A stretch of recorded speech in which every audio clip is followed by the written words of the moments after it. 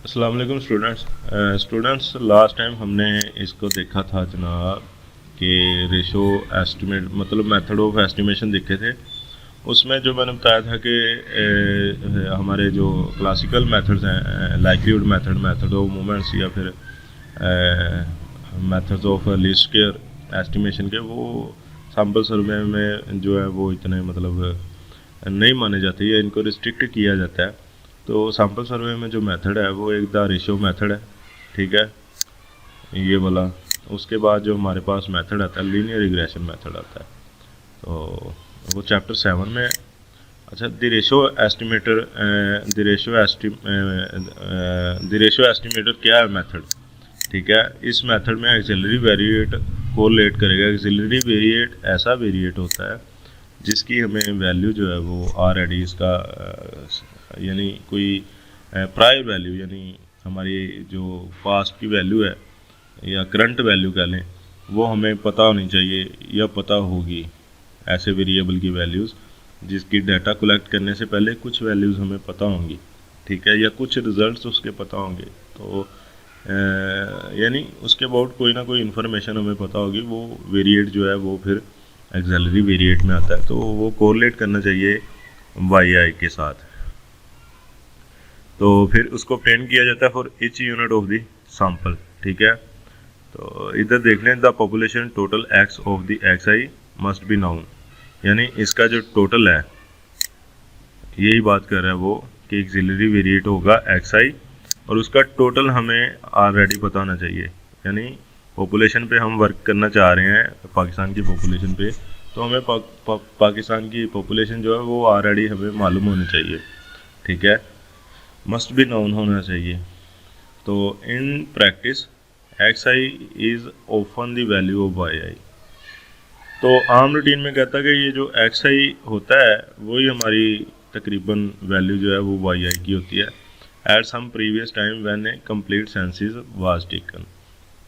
तो इस मेथड का एम क्या है? The aim in this method is to obtain increased precision, यानी एक्यूरेसी या प्रिसीजन को इंक्रीज करना इसका मकसद है, ठीक है, by taking advantage of the correlation between x i and y i. यानी x i and y i इन दोनों के दरमियान जो कोरिलेशन होगी उसका एडवांटेज लेते हुए हमने प्रिसीजन को इंक्रीज करना होता है इस मेथड में। At present we assume simple random sampling. मौजूदा वक्त में कहता कि हम जो है वो अज्यूम करते हैं कि ये सैम्पलिंग जो हुई है वो हमारी सिंपल रैंडम सैम्पलिंग है, जिससे हमने डाटा कलेक्ट किया या जो रिजल्ट्स हैं हमारे पास वो सिंपल रैंडम सैम्पलिंग से हैं। तो the ratio estimate of Y the population total of the Y I is, अब ये इसका फार्मूला है, ठीक है। अगर तो हमारे पास एवरेजेस में डाटा है तो फार्मूला ये लिखा हुआ है। अगर एवरेजेस में डाटा है तो हम जस्ट ये y bar over x bar into x, ठीक है। अगर एवरेजेस में डाटा नहीं है तो फिर हम ये यूज़ करेंगे Y over X into X. तो ये सारा नीचे पढ़ेंगे, यहाँ पे वाई क्या है, ठीक है, where y x are the sample totals of the y i and x i, यानी ये जो वाई और एक्स है ये सैम्पल टोटल है रिस्पेक्टिवली। तो if x i is the value of y i at some previous time the ratio method use the sample to estimate, यानी ये सारा पढ़ें। इसी में ये फार्मूले को डिफाइन किया गया कि वाई क्या है एक्स क्या है और इनको वाई ओवर एक्स क्या है।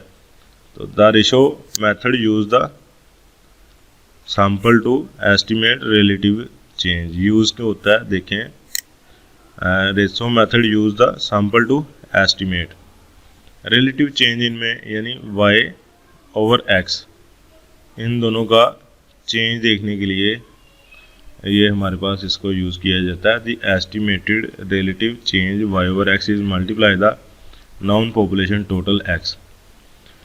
तो ये सारा पढ़ें। इसके बाद जो इसकी जो आपको समझ आने वाली है ना वो नीचे इसकी एग्जांपल दी गई है।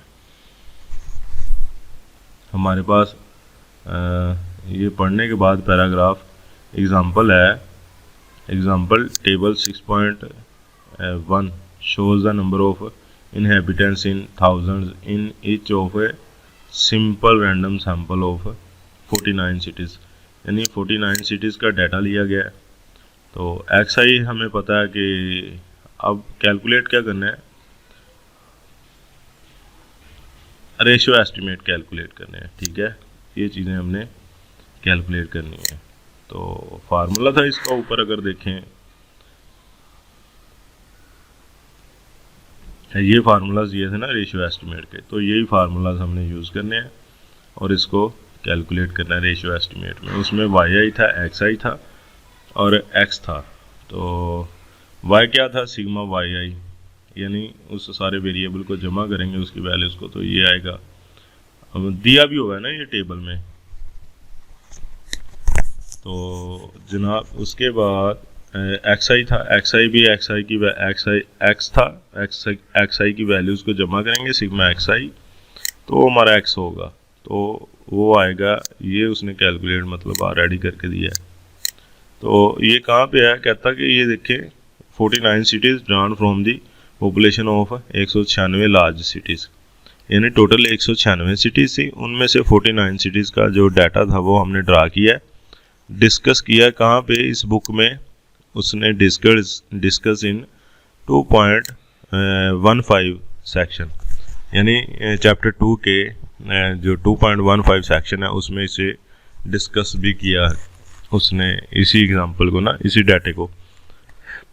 तो अगर आप लोग मज़ीद इसका मतलब डाटा 196 सिटी का देखना चाहते हैं तो इस सेक्शन में चले जाएं, सेक्शन 2.15 में, तो आपको सामने ये सारा डाटा आ जाएगा। उधर से ये वैल्यूज़ उसने समराइज़ की हैं सारी।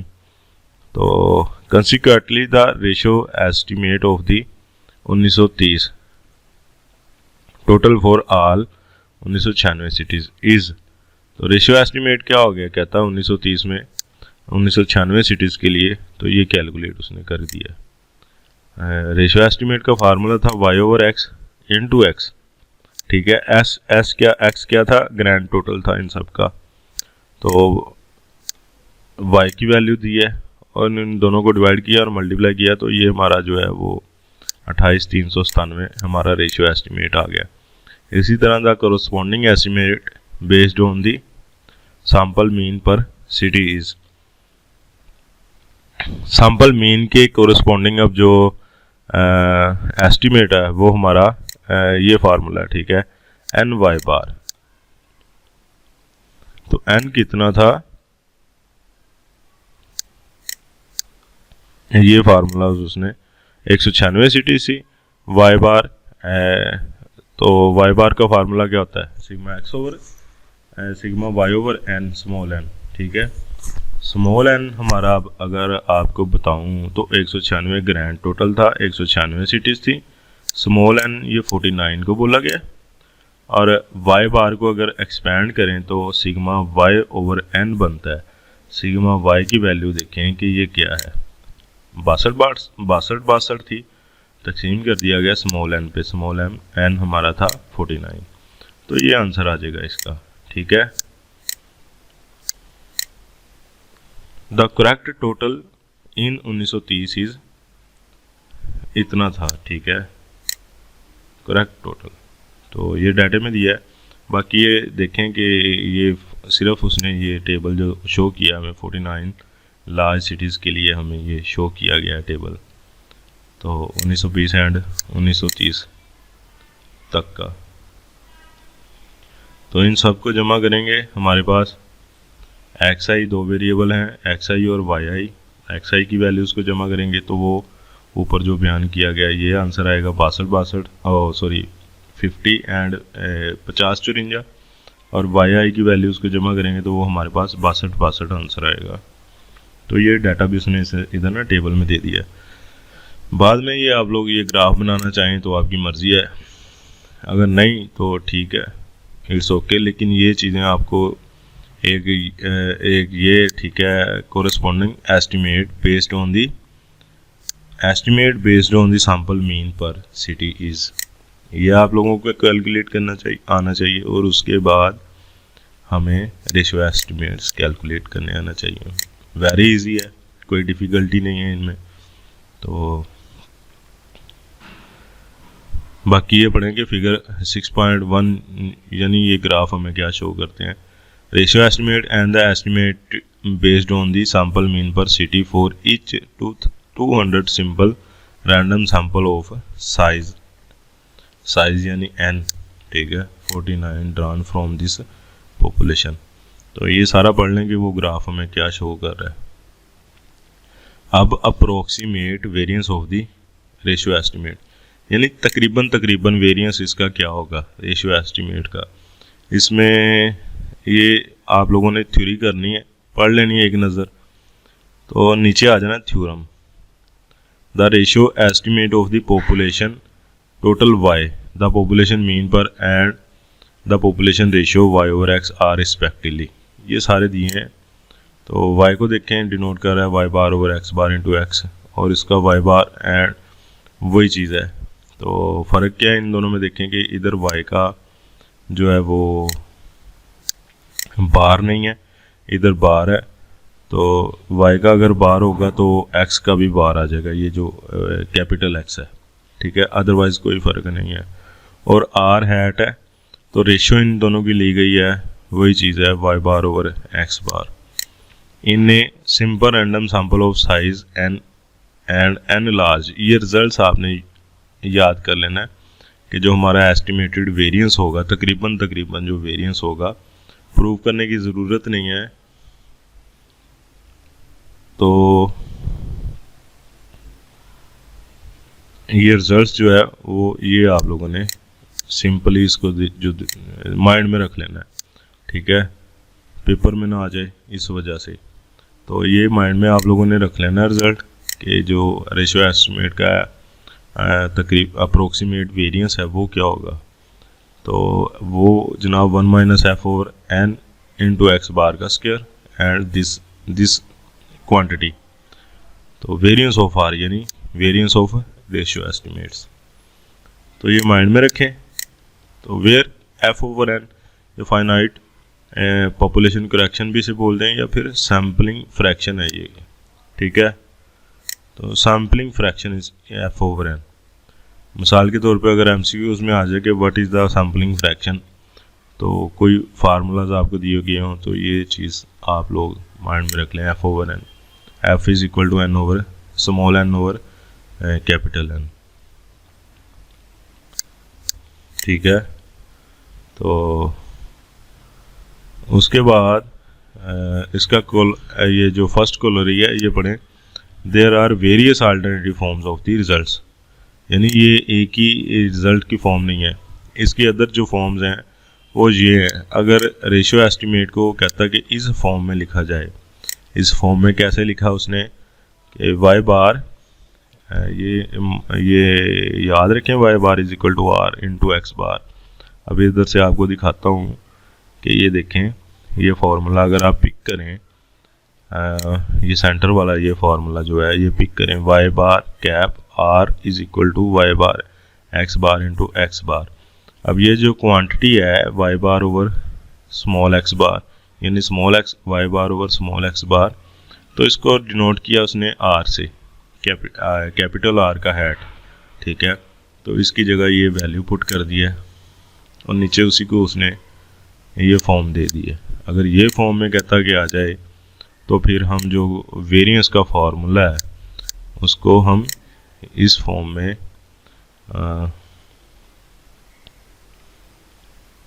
में हम उसको लिख सकते हैं, ठीक है। तो द कोरिलेशन अब क्या होगी इन दोनों की, the correlation coefficient p y and x की in the finite population is defined by the equation. तो ये हमारी जो है ना एट द एंड जो कोरिलेशन, ये जो बिल्ट इन फार्मूला होता है, ठीक है, मतलब ये जो ऑलरेडी एग्जिस्ट करता है वो फार्मूला होता है कोरिलेशन का, और इसे रो से डिनोट करते हैं। ये जो पी है स्मॉल, इसे हम रो बोलते हैं, ठीक है। तो इसका जो हमारे पास कोरिलेशन का कंसेप्ट बनेगा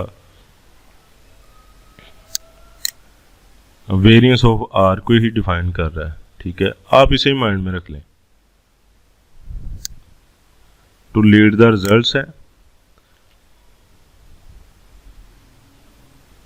तो कोरिलेशन की सूरत में कहता है कि अगर दिया गया हो तो ये फार्मूला वेरिएंस में बन जाएगा। तो ये फार्मूलाज एक नज़र देख लें। S and rho X X is the covariance between Y and this relation में आल्सो बी रिटन एज। तो मकसद ये है इनका कि आप लोगों के पास अगर एमसीक्यूज में ये पूछ लिया जाएगा what is the formula of फलान, तो आप लोगों को पता होना चाहिए कि ये जो है ना फार्मूला इसका ये बनता है। बाकी कोरोलरी 1 तक इसे करें, नेक्स्ट हम कोरोलरी जो 2 है वो इसकी इंशाल्लाह ताला कल देखेंगे कि उसमें वो क्या कह रहा है। ये सारा ना एग्जांपल करें इसकी, इसके फार्मूलाज देखें और इसका एम देखें रेशियो एस्टीमेट का, फिर यूज़ देखें, तो वो मैंने बता दिया ऑलरेडी। और ये जो फार्मूलाज हैं इनको आप नोट करें कि ये फार्मूला क्या होगा एक्सपेक्टेड यानी अप्रोक्सीमेट वेरिएंस का। उसके बाद जनाब इसकी थोड़ी बहुत थ्योरी पढ़ें, ठीक है, अप्रोक्सीमेट वेरिएंस की, ये सारा कुछ तो ठीक है। नेक्स्ट इंशाल्लाह ताला कोरोलरी जो इसकी 2 है वहाँ से हम इसे स्टार्ट करेंगे। तो उसमें भी कुछ नहीं है, उसे जस्ट उसने इसकी फॉर्म चेंज की है बस। कोफिशिएंट ऑफ वेरिएंस की जो वेरिएशन यानी कोफिशिएंट ऑफ वेरिएंस जो हमारे पास होता है उसकी फॉर्म में इसे उसने बयान कर दिया। ये देखें सीवी की फॉर्म में उसे बयान कर दिया, ठीक है। फ़िलहाल आप लोग उतना माइंड में रखें, या अगर पढ़ना चाहें कोरोलरी 2 भी तो वो भी पढ़ लें। कहता कि since Y cap R Y bar R and R hat differ only by non multipliers, इनमें सिर्फ जो फ़र्क है वो मल्टीप्लायर्स का फ़र्क है और कोई फ़र्क नहीं है, यानी क्वांटिटीज़ का फ़र्क नहीं है, ठीक है। रिज़ल्ट ये सारे सेम ही देंगे। द कोफिशिएंट ऑफ वेरिएशन जो अब सीवी इसका है वो क्या होगा, CV is the same for all 3 estimators, ठीक है। ये जो है CV वो सेम होगा सारे एस्टिमेट्स के लिए, इसके लिए भी, R के लिए भी, वाई बार हैट के लिए भी और वाई बार के लिए, वाई हैट के लिए भी।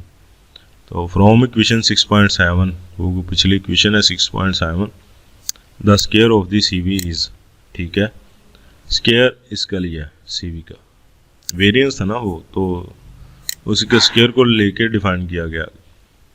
तो ये लिख दिया CV is equal to variance of y cap r over y का square is equal to 1 minus f over n c y y plus c x x minus 2c y x. तो the quantity CV square has been called the relative variance by हैसनल, एक scientist है, ठीक है, उसने ये दिया था रिजल्ट। तो इसे क्या बोलते हैं, कॉल्ड द रिलेटिव वेरिएंस।